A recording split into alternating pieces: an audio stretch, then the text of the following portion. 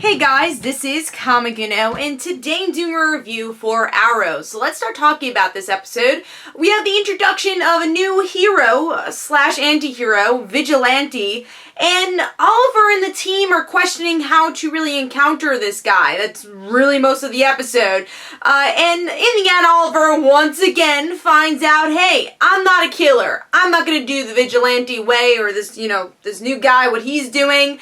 And I'm gonna be me, I'm gonna save the city in my own way, and it takes the reporter to tell him that, tell him that's what he should do. Side stories happening. We get to see Renee get a closer bond with Dig, which was actually really fun to see. So we see Dig is able to celebrate his son's birthday, and then we have Thea and Quentin's side story, where Quentin ends up going to rehab for his drinking. They have a nice kind of pseudo father-daughter moment in the episode. Now I really don't know what Thea's gonna do for her rest of the story arc, but we'll talk about that after. And the big cliffhanger of the episode is that Artemis is working for Prometheus. That's the ending. Let's start talking about the cliffhanger. I felt like that was a jump the shark moment. I don't know.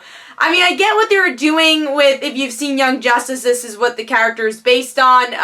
Artemis was kind of led into showing that she might be the mole of the team, because her father is a villain, kind of what we've seen with the Malcolm here. So are they trying to play the mole card with Artemis? Maybe we're only seeing one side of the story. Now the reason I feel like that ending was so weak, though, is again the complaint I have with every review or every episode of Arrow this season, is that we don't know these characters enough to care about them, and especially Artemis. I mean, Artemis, we haven't really gotten any story arc for her to make me really care for her character or make her feel like a three-dimensional character. So that's why when you get this ending, it just kind of feels like, I don't want to say a cop-out, but it's just like, who cares? Like, who cares that she's working with him? It's a character we don't really know who's on the team. There's 4 other people on the team that we hardly know also. The rag person, Rory, I always forget his name,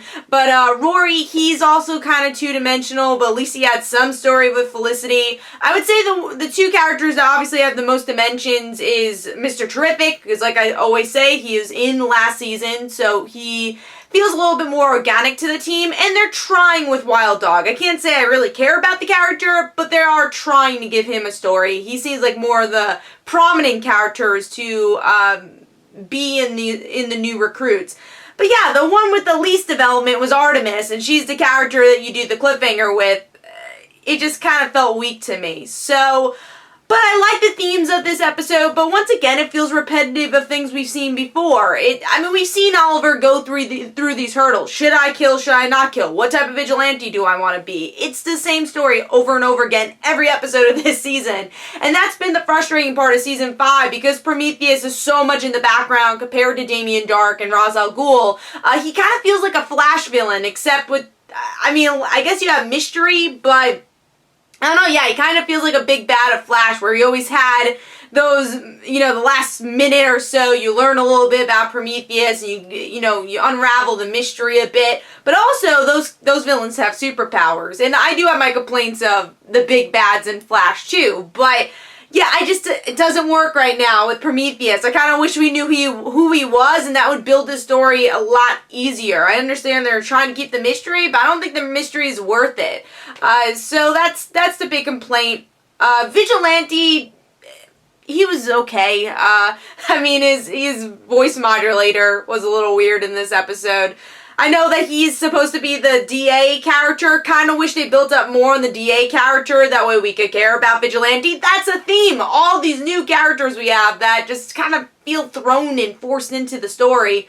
And then, I like the Thea and Quentin stuff. It was okay. I mean, I like those characters a lot. I think they have at least a different type of story they're telling with each other. And again, I like Diggle and Renee's story because that was a little different too. And they're building those relationships we haven't really seen in previous seasons. But yeah, going back to the Thea and Quentin thing, I was happy with the story. I mean, again, it was just such a side story. There's not a lot to talk about with it. But then this also worries me is like, what are they going to do with Thea? I'm definitely a person who would like Thea to be Speedy again, because I don't feel like she really has any story right now. As just the help, I guess the chief of staff, she just hasn't really had much. So I'm hoping to see a little bit more of Thea's story after this. I know she's going to be Speedy in the crossover. I thought this episode was going to lead her into that. But I kind of like the idea that Thea was a hero to Quentin without the costumes. Maybe she'll kind of recognize that in episodes to come. I don't know. I don't know where that's going to go. But I mean, I like that for what it was. But yeah, it's still a weak episode. It wasn't as boring as the other episodes, but it just kind of the same thing. And then the cliffhanger where you're supposed to be shocked, it didn't do much for me. So I'm sure the crossover will be better. But I'm hoping as we get to the mid-season finale, this season could kind of spin around for me, because I've been very disappointed with season 5 so far. But let me know in the comments below what you thought. This is Comic Uno. Don't forget to follow me on Twitter. Don't forget to like my Facebook page. Also, description below, there are links for my comic book, Like Father, Like Daughter. And don't forget to like the Facebook page of Like Father, Like Daughter. And I'll see you guys later. Bye.